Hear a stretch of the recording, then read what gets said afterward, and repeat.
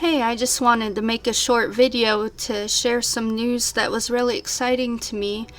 In the September-October 2019 issue of Devozine, it's the Upper Room's teen devotional magazine, and on page 50, a poem that I wrote got published. And this is a teen devotional magazine. I actually wrote this when I was 16 or 17.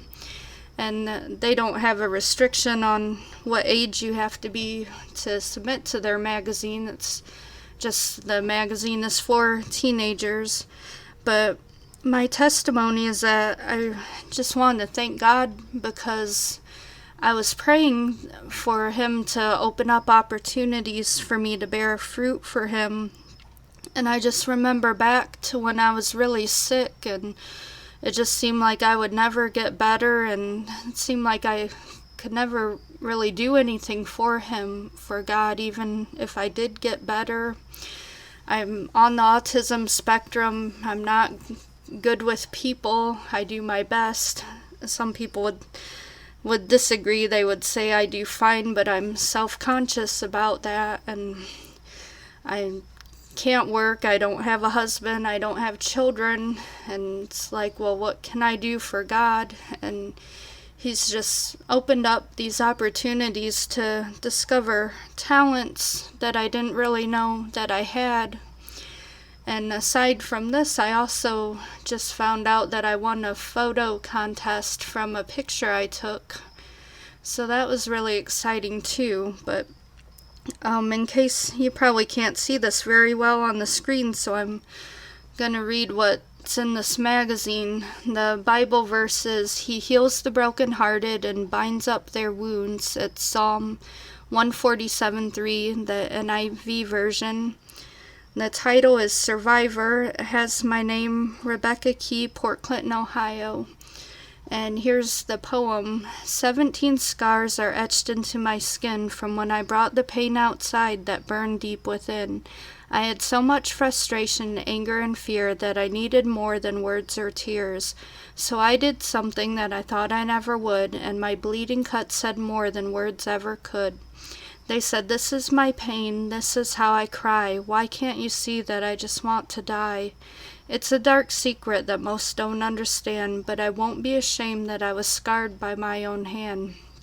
I did what I had to survive the long cold night, the journey through depression where nothing's ever right.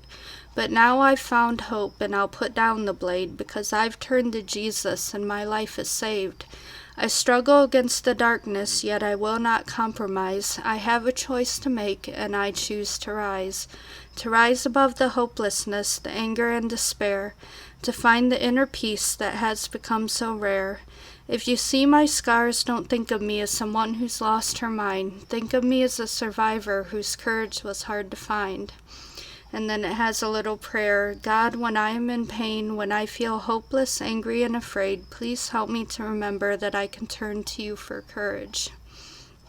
I wrote that when I was a teenager, and I was a cutter because I didn't feel free to express my emotions, and I wouldn't even really know how anyway.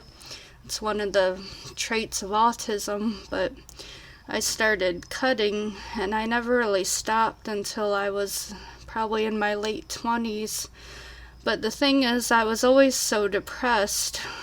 People who know me now would have trouble even believing that, but I was depressed because I didn't enjoy anything, because nothing seemed to have purpose, and it was like I could feel this hole inside of me, like something was missing, and I kept trying to fill that with other people, and then you add on the complication of being on the autism spectrum and not being good with people, and then yet you have this empty space and you're trying to fill it with people, and it doesn't work. And whatever I tried to fill that space with, nothing worked, except when I accepted Jesus as my Savior, when I became serious in my walk with God.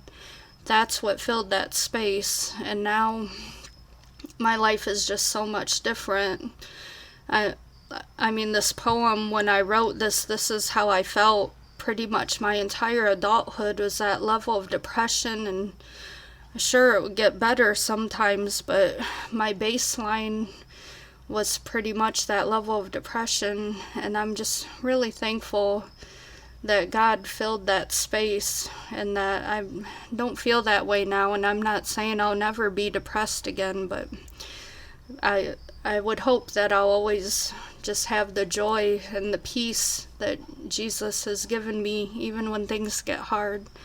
So I just wanted to make a short video to share that news that was exciting to me, and to also share the testimony behind it. Alright, for anyone who listened to this, I appreciate your interest, and thank you so much. God bless you.